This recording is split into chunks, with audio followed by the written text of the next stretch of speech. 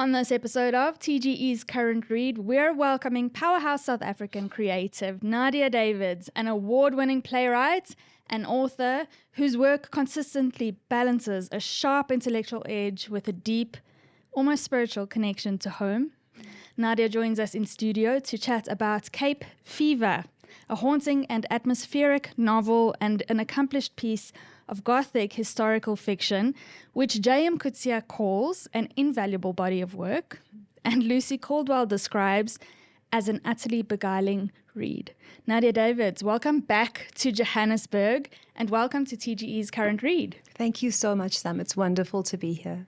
You're a recent South African expat. I mean, I actually didn't know that you'd left. I was happily thinking of you in the kind of social media sphere as being in Cape Town, but you reside in Los Angeles now. I do, yes. And like JM Coetzee, Lauren Beerkus, we're really sad to have lost you to what drew you across the pond? My husband is American and he wanted to go home, and we'd lived in South Africa for 7 years, and before that we'd been in the UK for 7 years, and before that we'd been in New York, and it was sort of long circuitous route back to California for him. So, but now you're back in Johannesburg. Yes, so lovely to be home. You've just joined us from Cape Town, which, while not explicitly stated in your novel, is the setting of your novel. What's it like to be back home? 2 nights ago, you had the launch in Cape Town, which I think would have been quite emotional. It was. Yes, it really, really was. Tell me more about it. Oh, I was just so deeply moved by the turnout. I didn't expect it. And it was a very, very full, very warm house. And it was wonderful to look out and see familiar faces and to bring the text back into the space of its origins, right? And to be able to share the text with people who would understand deeply the kind of contours and meanings and the different kinds of moments that are threaded through it. I mean, I would hope that whoever picks it up feels that they're welcomed in and that it's theirs to take up. But, it's always the case, like when somebody from home reads a text or when a family member reads a text, it's going to have, it's going to invoke very particular histories and meanings for them. So it was really wonderful to be in that space. I have a really soft spot for historical fiction, and I have to say that even among South Africans, there's a lot that we'll read into differently as South Africans. And absolutely. I think that's really the beauty of this novel, is that we're going to be looking at it through different lenses, through different histories. Your grandmother's different to my grandmother's. And that's the beauty of our country, and that's what you stick to in your writing. What I really love about your writing is you haven't let go of your primary interests, even though you're across the pond, you're an international writer now, but womanhood, Islam, Islamophobia, racism, memory and childhood, much of this is wrapped into the landscape of Cape Fever.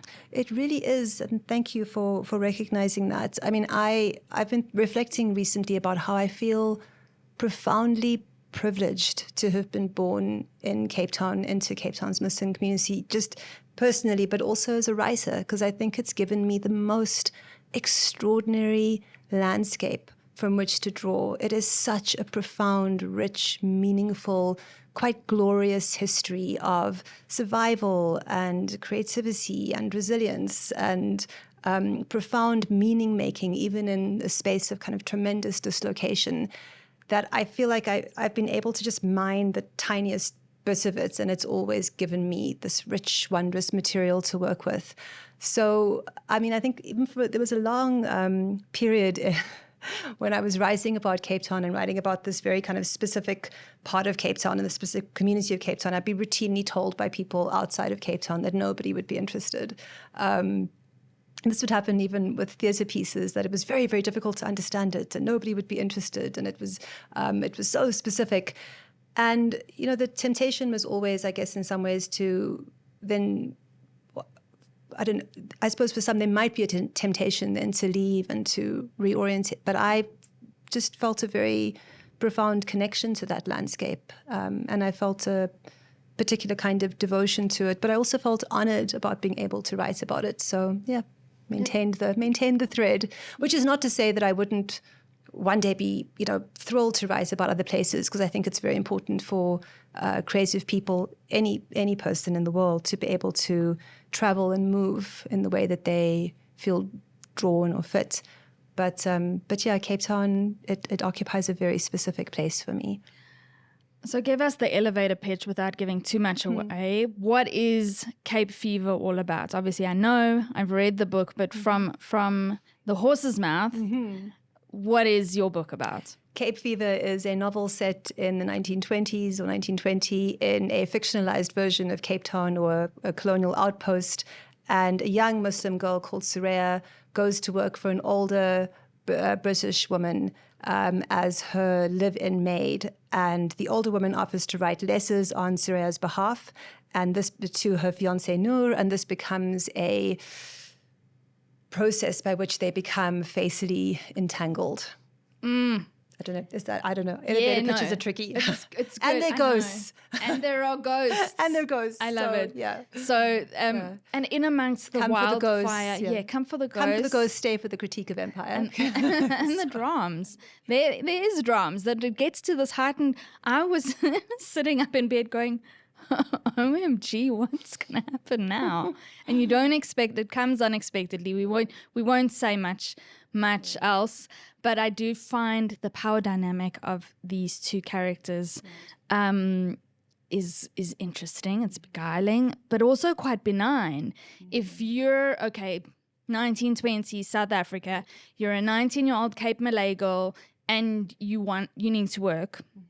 You're sent off to work, and you go to a house like Heron House. It's quite like, okay, it might, and she finds it boring to work in the house. There's really nothing to do except clean. She keeps herself occupied with her stories and her ghosts, which we'll get to. But there are hints, and this is a bit of a digression, but I did want to touch on it. There are hints of a more violent working history for Soraya, but only you just dip your feet in to that. So you didn't want to go, there's enough drama in the mundane. Right. There's also enough violence. Yes. And what I wanted, it would have been, not easy, but it would have been a different sort of novel to set up a immediately and recognizably evil employer, right? And then just sort of let this set out and let this play out. And it could have been physically violent and, just like desperately corrosive in that way. But I wanted to work with something hopefully more complicated, where Alice Hatting is a very frantic do-gooder. She's nursing her own profound grief, which is unacknowledged and swept under the carpet. She keeps very, very busy all the time. She's living in decaying circumstances. And it's a benign version of that relationship, at least in the beginning, until it becomes this kind of crazed psychic awfulness that plays out. But I wanted to think about what would it be like to write about these dreadful power dynamics without it falling into a physically violent space? What would it be like if it played out only within the arena of the psychic? And I do find that both characters, Soraya and Mrs. Hatting, are strong. They're vivid, but they're also nuanced characters. Crucially, the protagonist is Soraya. And the reader's experience of Mrs. Hatting, who's the other just main character in this dynamic, is seen through Soraya's eyes, seen through Soraya's lens. And from the first sentence, we're let in on a secret. That's right. I mean, you're exactly right. And the book opens with a confession of deceit. So Soraya opens the book as the narrator protagonist, and she says, I come highly recommended to Mrs. Hatting. Through sentences I tell her I cannot read. So from the beginning, we know that she's lying to this woman, but we know the truth, and she's taken us into her confidence. And so hopefully we automatically feel a kinship with her. And we also know that she is not, this is not an entirely simple character. This is not someone who's just absolutely good, right? What's happening here? Why is she lying to us? At least I hope that's what it invites. But we also find out very rapidly that there's a reason that she's lying, and that she has been taught for good reason to not necessarily trust this woman who's about to become her employer, that she doesn't know how she's going to respond to the idea that Soraya is literate. She's coming out of a society where 2 generations back, for her and her family to be literate was punishable. It was a crime, and it was punishable with great physical violence. So that is the space in which she emerges, and regressively, as the novel progresses, we come to understand that, of course, she was right. She was right to hide. Yes. So it is that thing. And what I wanted with the letting us only see Alice Hassing through Soraya's eyes, because there was a temptation at one point, what if I write this as a 2-hander and I have Mrs. Hassing's perspective as well? One chapter. Yeah, there was a temptation for that. And I thought, no, I want Soraya to remain the absolute center of this. I want us to know this world through her and through her only. So the time frame is really interesting to me. The book is dedicated to your grandmothers and their mothers. So your grandmothers, Mary and Amina, how did they influence the idea of the novel and the themes that you wanted to explore? Well, my paternal grandmother, Amina, had in the 1940s, she had worked as a personal maid to the wife of a foreign diplomat. And by all accounts, it was a very positive form of employment, and it was fine. I mean, she'd had several jobs in her lifetime, and that was one of them. But I often wondered about, what was that dynamic like, and what did that feel like for her? She was a fascinating woman and very, very bright. And with my other grandmother, she was born in Liverpool. She's an Anglo-Irish woman, and she'd born into a working class family. She had a different path. She married my grandfather, who was Indian Muslim man from Cape Town. So she had a very interesting dynamic life too, but also incredibly bright and I think very creative. And I wondered, what neither of them, as far as I know, had a creative outlet. I mean, I'm very, very fortunate to be able to have one. And I wondered, what happens when the psyche doesn't have a pathway for that kind of creativity? So I thought about them, but I also thought about their mothers, who I'd obviously never met. And I wondered, what were those women's lives like? Because we all live, I think, these intergenerational lives, don't we? Yeah. Especially if we're women. Yeah. I mean, there's biological kind of proof of that, right? About like the eggs existing in the grandmother's womb and all of that sort of genetic material that cycles through us. But there is something there about like the long reach of the grandmother's imprint and how it falls on one and where it falls and how it holds you and what you come to know and what you come to know about the world through the prism of these women who have looked at it before you. And also often, and I was lucky in this, that I lived up the road from my maternal grandmother when I was growing up. It was often felt as though these were very protective eyes, right? So it was like the world was, refracted through these very protective eyes as well. So it's so interesting how you are reflecting the community that you grew up in, but so many decades prior. Your first novel deals with new South Africa in 1994, like newly post-apartheid, which is when you and I grew up. I was 7 at the time. Yeah. And we would have had, it would be so interesting to also discuss our very different experiences in that. But you grew up in the final years of apartheid. The novel is set, however, World War I, 1920, South Africa. You've touched a little bit on it, but why, if you could explore that? I have long been interested in that period, right? On the one hand, first because it's 1920, the world is 2 years out from the most catastrophic violence it's ever witnessed. The beginnings of thinking about weaponry in a completely different way. The scale and the amount in a particular amount of time is catastrophic, and we're seeing a whole new category of weapons being used on people. 1920, the people are also recovering from the large-scale flu epidemic that swept throughout the world, which killed, millions as well, right?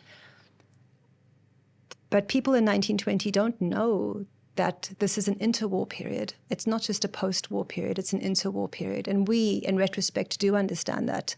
So they don't know what's coming, but we do. Right? So there's something about that period that I found very, very interesting and dynamic. And then I thought, well, what would that have felt like in the colonies?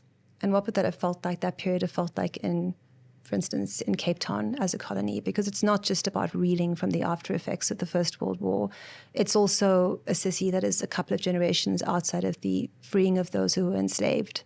It's also a city that is ruthless in its oppression of people of color, of indigenous people, of Black South Africans, and that ruthlessness is about to get ramped up, right? So I really wanted to think through that, like what would it feel like to write about a city that is teeming with the living and the dead? Yeah. So interesting, because this for me as a reader in the 2020s makes Mrs. Hatting more palatable than a 1960s, 1970s white madam. Right. The oppressiveness is more overt then. I don't know if you'd agree, but like Mrs. Hudson comes from this philanthropist background. She feels she's progressive. She's part of the missionaries that are coming to change the world. In her mind, she's this do-gooder. I mean, she's a busybody and she's annoying, but there's just something about her that's like a shame. Only a South African would understand that. A shame. You know, this poor woman, and you know that she's suffering a grief as well with her son not being there, and that also is a thread that pulls through throughout the novel. She's not your apartheid era white madam, but part of the early colonialists, as we say, truly believing that she's doing the Lord's work, and anti-Smuts' regime as well, right? Not anti-Smuts. She's worried about Herzog coming in. So the dates there are fudged, but it's also, it's a fictionalized version of South Africa. So I was playing around with that a little bit. I mean, look, I hesitate to get into rescuing her from her racism, which is very deep and it's very profound. But I do think that she doesn't necessarily set out, before she meets Soraya and becomes entangled with her in this particular way, she's not necessarily setting out to do harm consciously in the way that many others in her cohort might do, right? So that's why she was a more interesting character for me. And I've been thinking about this a lot, and I thought about it in the writing process, but I couldn't have hung out with someone for that long and written somebody who was kind of reduced to a caricature or cartoonishly villainous, right? There had to be some depth there, and I had to find a way in to understand her and to empathize with her. But crucially, and I just feel like it's always important to say this, empathy is not absolution. And by the end of the novel, what I wanted for her, I mean, there were a number of people saying, "My God, Soraya should just have killed her." That would have been completely permissible. That would have gone from Gothic into horror. It would have, or it would have gone into a particular kind of, kind of violence as justice as violence. But which is not for me. But I said no. I didn't want that for either of them. I didn't want that for Soraya to have that on her conscience. But it would have then put her Hassing in the space of being the victim. And instead what she has to do is that she has to go home and she has to reckon with her gods and she has to understand precisely what the system that she is a part of has taken from her.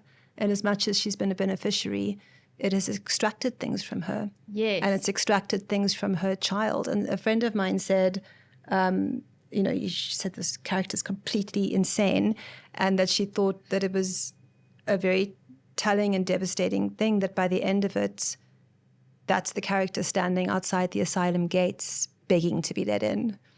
So, I think there's something about her having to... I mean, but even by the end of the novel, she still doesn't fully understand what she's asking. No, and she's still asking, she's still making requests. Yeah. She's still a madam, and you're just like, no. Like you say, empathy doesn't equal absolution. No, it doesn't.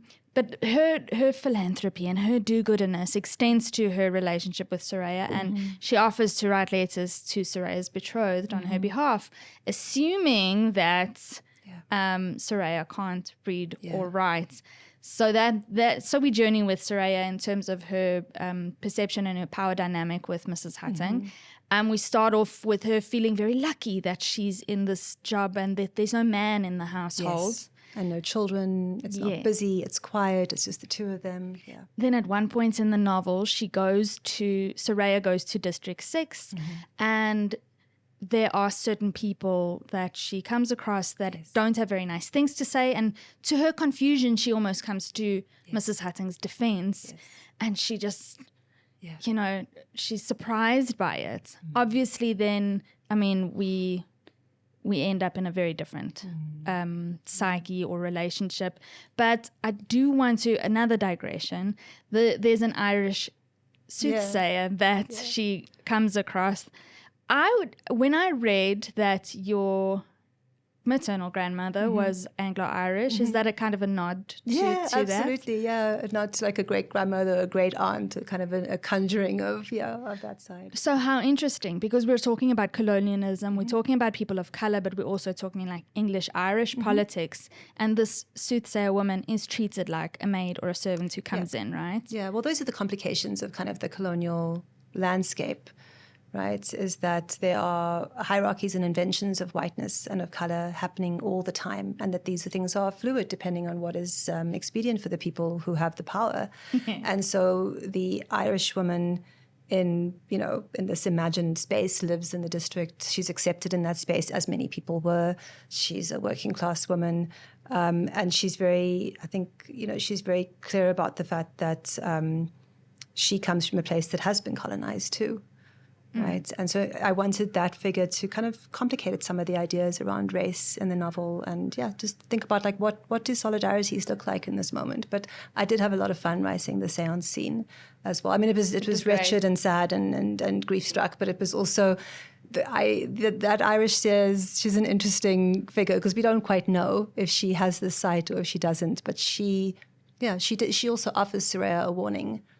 She has a sense that something is greatly amiss in the house as well. It's a very real moment for me because you don't know, because you're not sure, because that's how you would be if you were in a room with a seer like that. You're like, okay, but they would have had that information. Everything that's going through Soraya's head in the moment, that's kind of obvious. Yeah, well, it's the desperation of those mothers, It's it's a scene where, just to kind of contextualize, where Mrs. Hatting or Alice Hatting has her friends round, and they're going to try and contact their children who have been killed on the Somme or in France or wherever they happen to be. But it's a mark of these women's desperation, right? And the way in which their grief has to be parceled and managed, and they're not allowed to rave against what has happened. Yeah.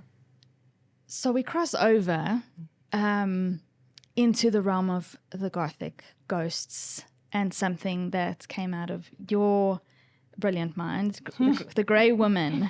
So Soraya is extremely, she operates in the liminal, where the veil between the physical world and the spiritual world is very thin. And her mother, there's a part where, the narrative speaks about her mother being worried and speaking to her father about it. So Soraya's always seen this, and she's always had stories, and I think that I love the fluidity between the stories she creates in her mind and the stories that keep her company as she works in this very desolate house and in this lonely space. But then there's also Fatima and Rosa. Tell me about Fatima and Rosa and how that came out of your mind.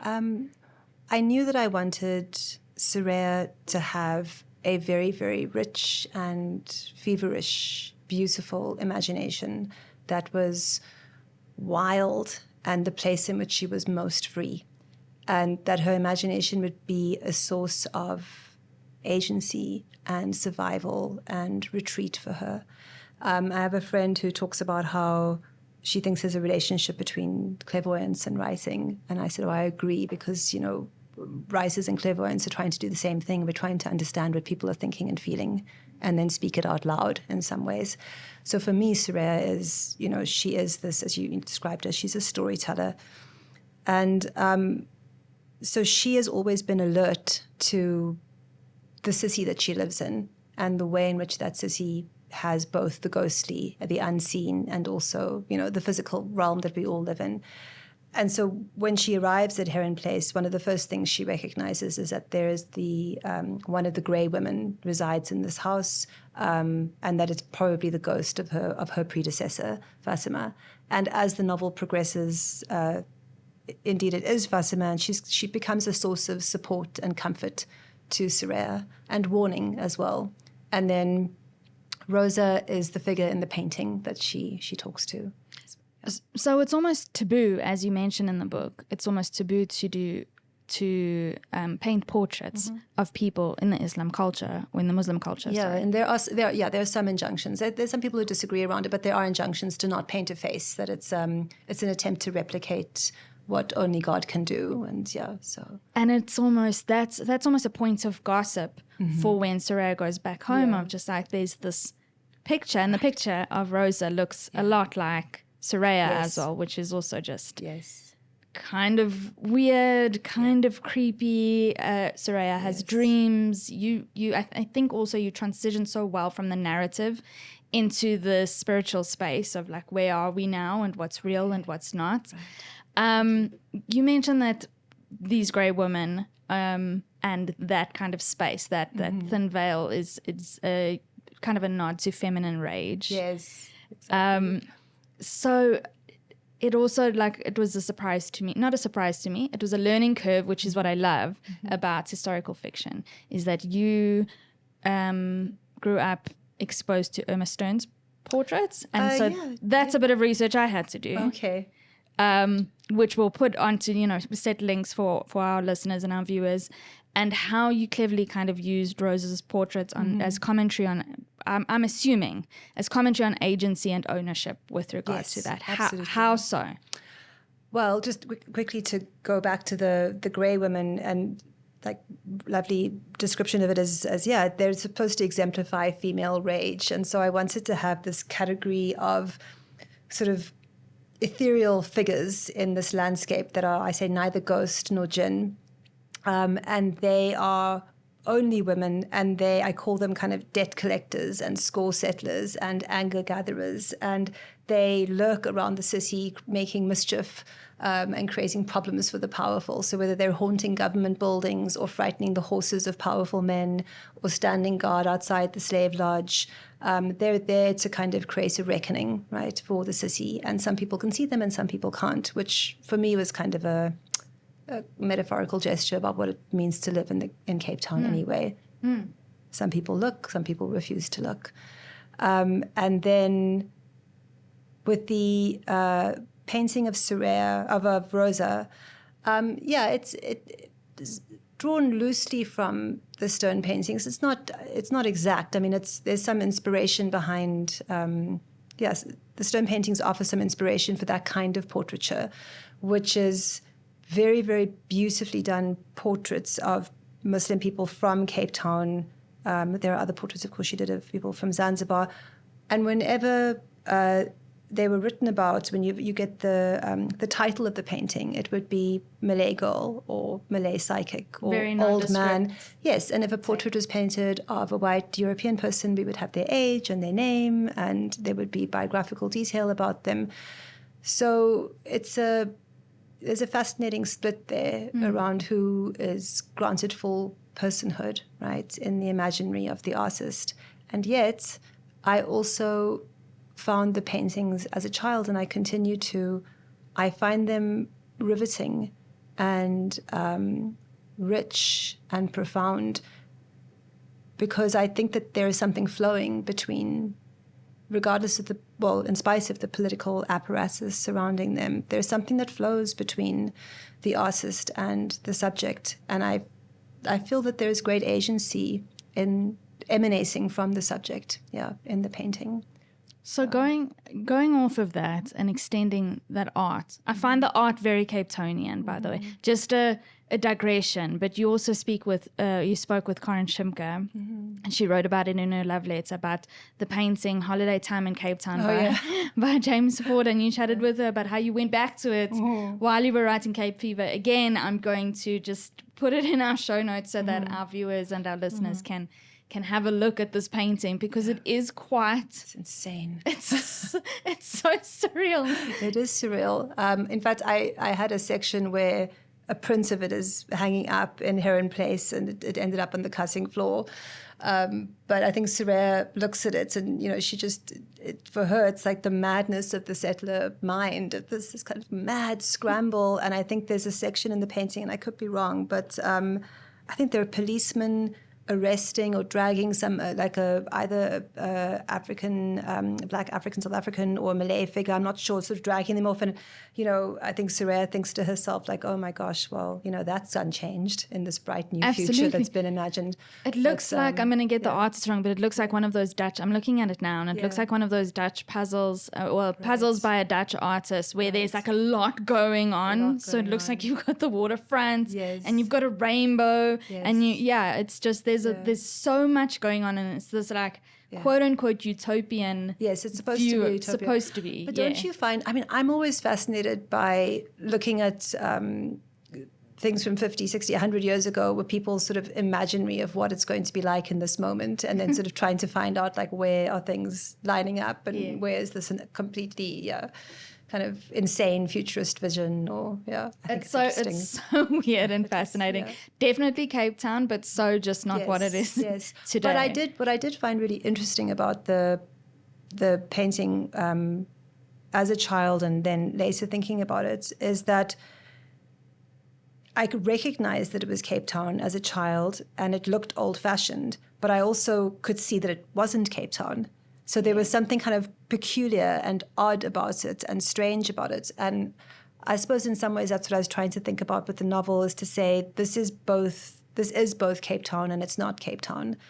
Because I think that also allows those who know the landscape very, very well, if something is slightly off center, it invites them to read it again, and to think about it in fictional terms. Yeah, because when you write an historical novel, one of the difficult things about it is having to hew very closely to the factual, right? You don't get to really fudge timelines, or people find it upsetting if you do. And I wanted to kind of operate outside of those bounds. Yes, it gives fiction gives you the freedom to explore the things that you're kind of seeking answers for still.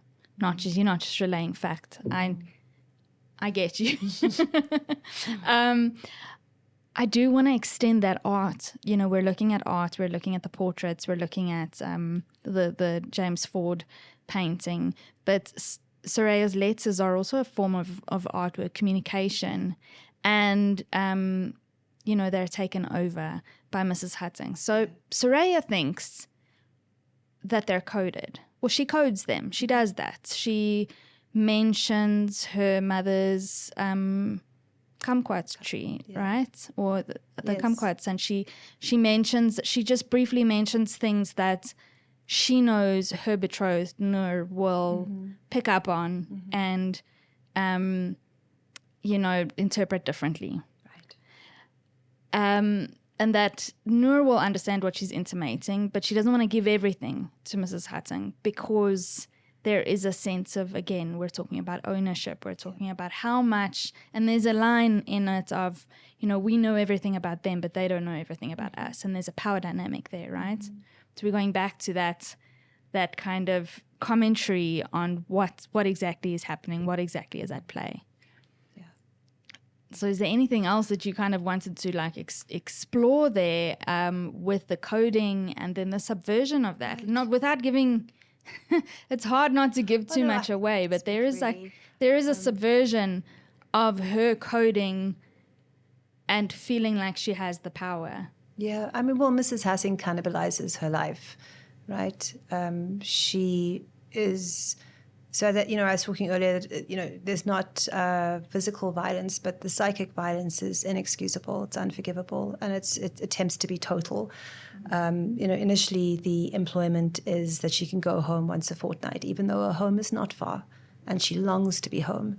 And every moment that she's not home is time away from her family. And when, her family life and her home life and her community life is rich and loving and full, and it's complicated and people argue, but it's where she belongs and where she wants to be.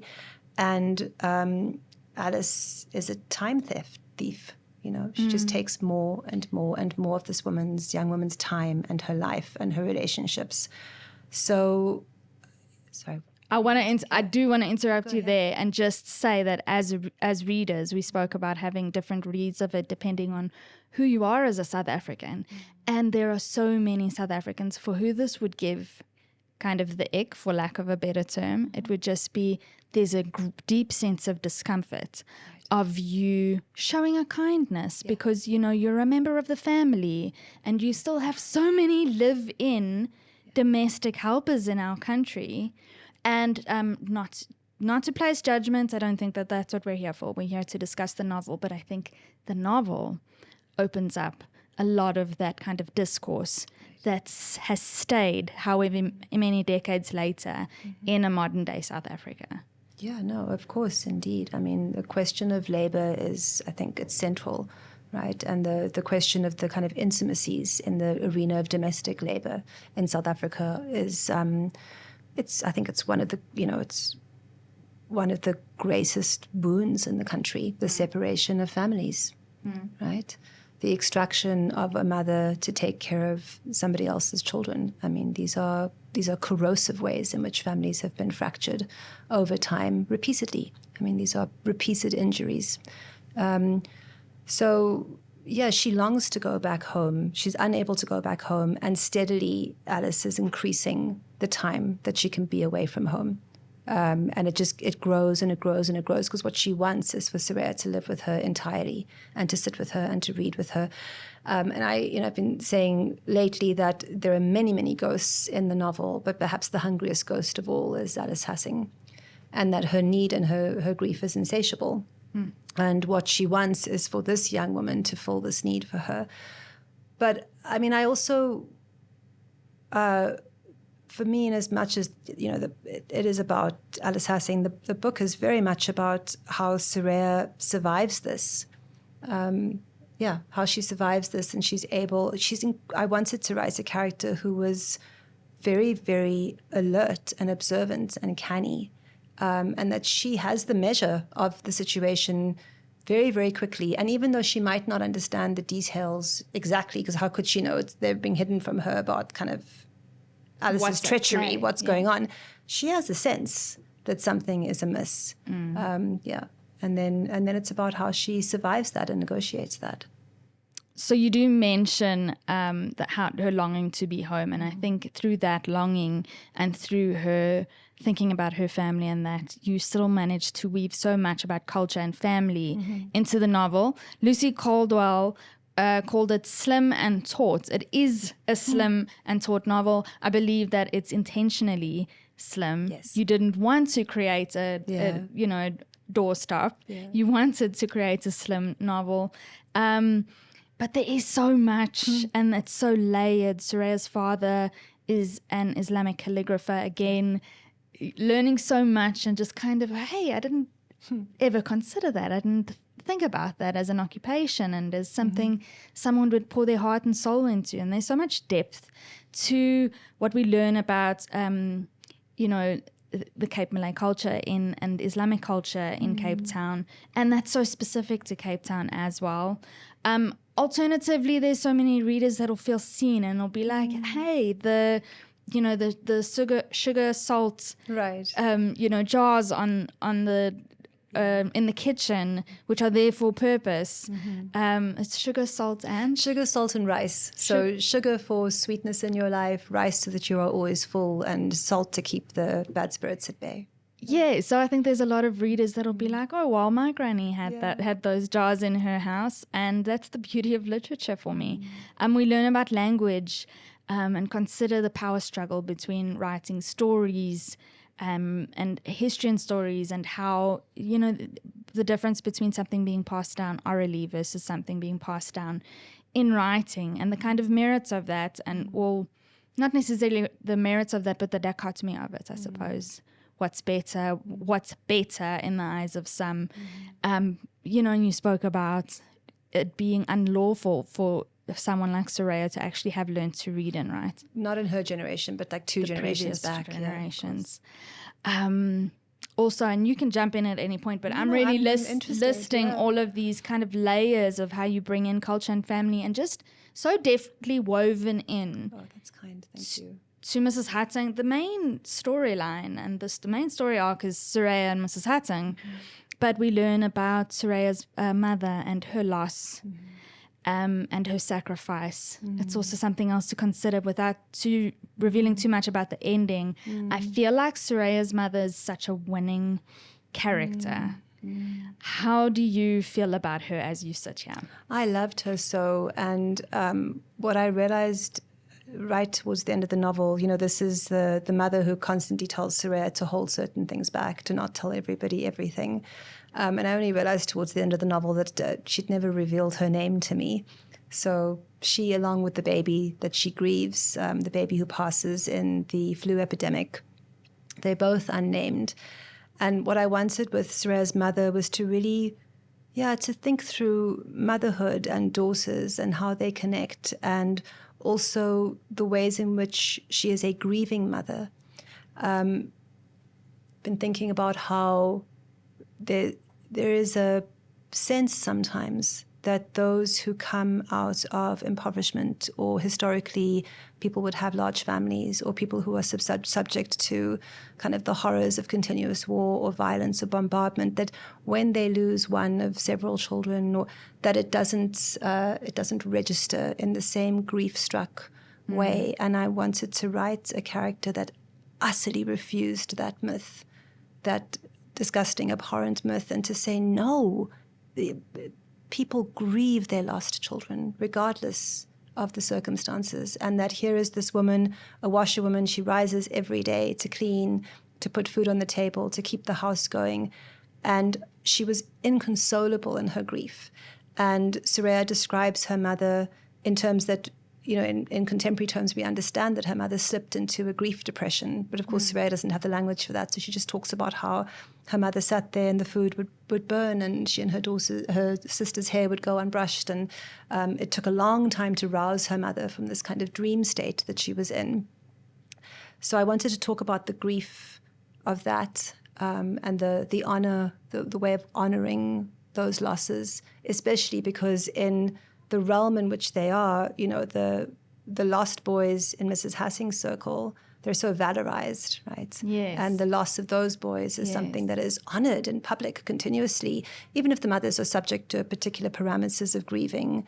The state and society holds up these, There are levels to it. Of course. Yes. And then with Soraya and her mom, the relationship is loving and it's practical and it's warm. It's also a little bit fractious.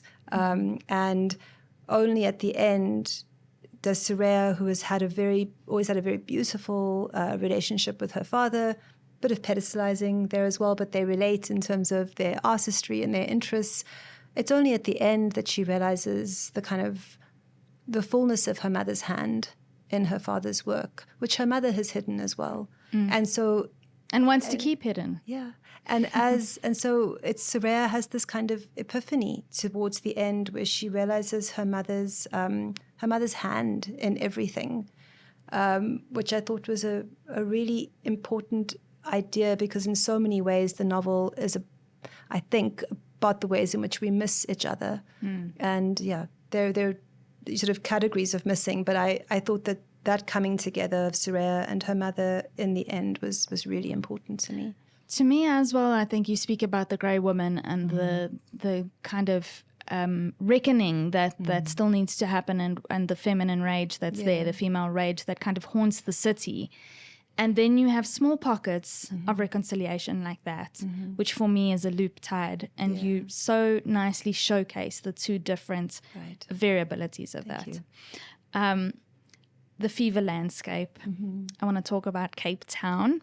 And I want us all to just admit here that Johannesburg in its self-acceptance is superior. I'm in a room filled with Cape Townians. We can't see who's filled with Cape. Well, I'm outnumbered. Let's just put it that way. Off camera, we have other Cape Townians, beautiful Cape Townians. I won't insult you guys. I love Joburg. By all means. We admit our faults, though, and jokes aside, Cape Town is seen by the world, including so many of its inhabitants, as one of the top tourist destinations in the world. Yeah. The bougier, the better. It's cool. It's understatedly glamorous. It's quote-unquote safe. Safer. Gosh, right. You know, if we're looking at South African perceptions, you want to be in Cape Town, you want to be Cape Townian, and if you deny it, it's a lie. But Cape Town is so haunted in its history. And JM Coetzee, who gives a shout on your book, and I have to say, we won't go into the politics, but he is such a literary hero of mine. Oh, yeah, he's incredible. Incredible writer. He will always have a special place in my heart. And he sees your Cape Town for what it is. He says it's an achingly sad place of shadows, quite unlike the comfortable, sleepy mother city of the colonial imagination.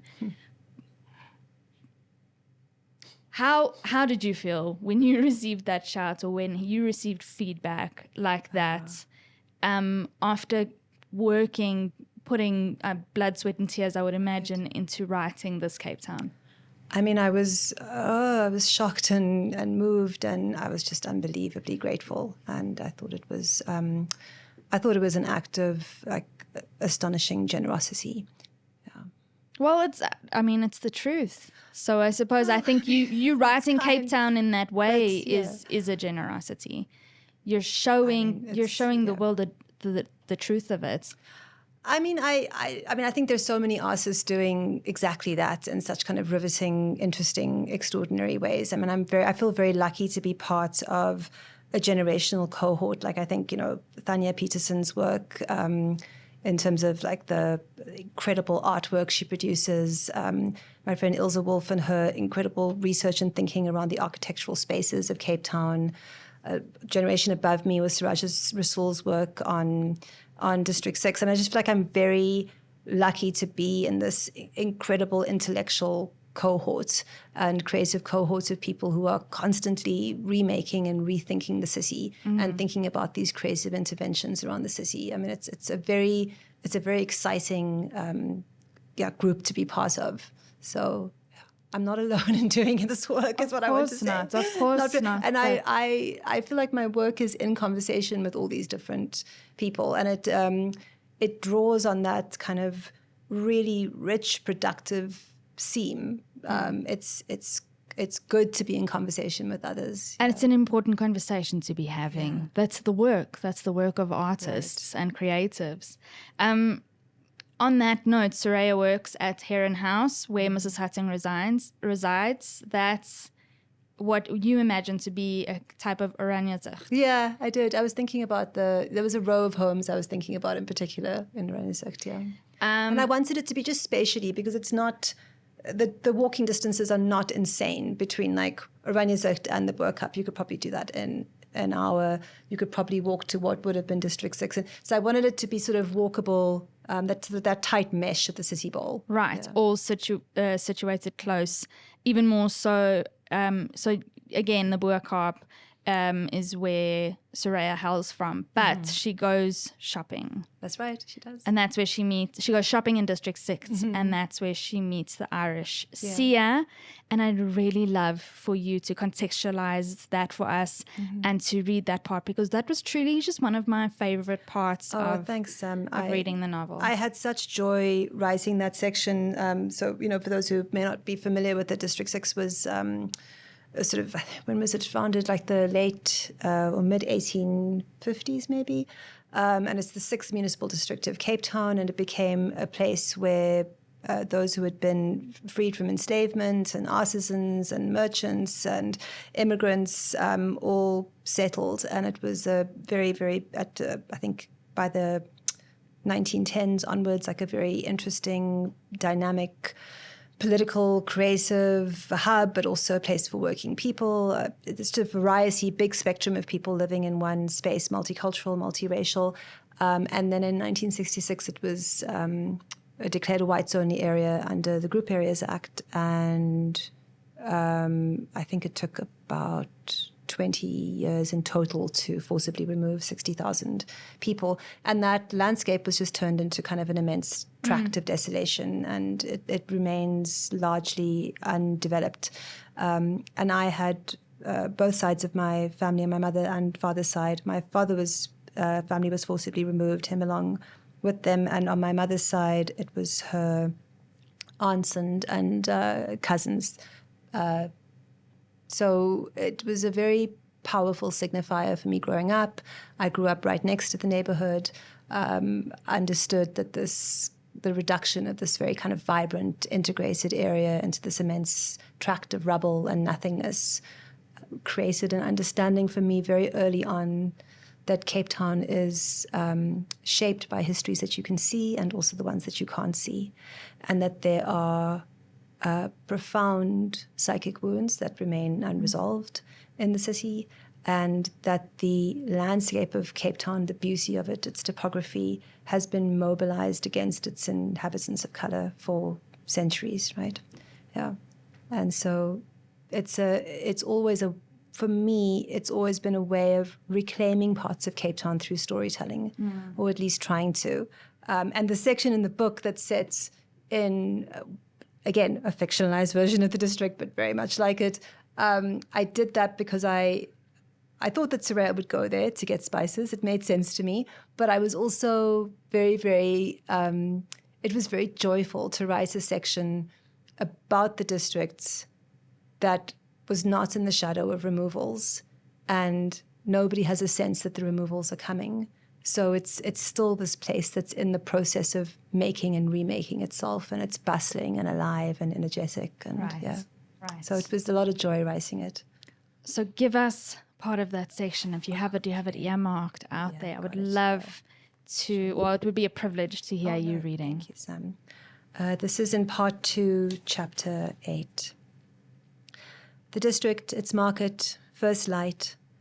The hushed stillness of early morning stretches over the long main street with its tall, askew buildings that hold small flats and hundreds of souls, new shops and old prayers, and soon a jostle of people from every corner of the earth, curious songs and curious folk. Trade, trade, trade, fruit and fish, copper and women, fabric and cures, salt for meat, salt for curses, salt for cures. A jungle of notes from an upright piano, a snatch of a song, a horse grunting, no, no, no. A rhyme to sell oranges, the oblong notes of a prayer chanted from a minaret. Carpenters, church bells, washerwomen, factory girls, errand boys, and between them teachers and the doctor, our doctor, loved, beloved, a fez on his head. And those 2 lawyers who make trouble for the governor, they chatter, chatter, call, call, shout, shout. Mostly poor, though not all poor. Some walk rich, their boots good enough to clickety-clack on the narrow pavement, even as they weave between street lamps and street merchants. I am here, basket in hand, list in pocket, for alone I am a reader again, because Mrs. Hassing has sent me to buy her fruit and spices. Old Fatima's supplies have finally run out. I told her both could be found in abundance and at a good price in the district, and she leapt at the chance to buy cheaply and well. So here I am, on Jubilee Street, just as the day has begun. Thank you. My pleasure. Beautiful. I have 2 more questions before I'm going to let you go, because otherwise I'll keep you here all day. You are a playwright, and I'm so curious to know, because writing for performance is so different to writing a novel, and I'm really curious why Cape Fever came out and came to you as a novel. Yeah, it's so interesting. I mean, I never know when an idea comes what shape it wants to take, whether it wants to be a novel or a short story or a play. And then I feel as if my job as the writer is just to listen very, very carefully to the work.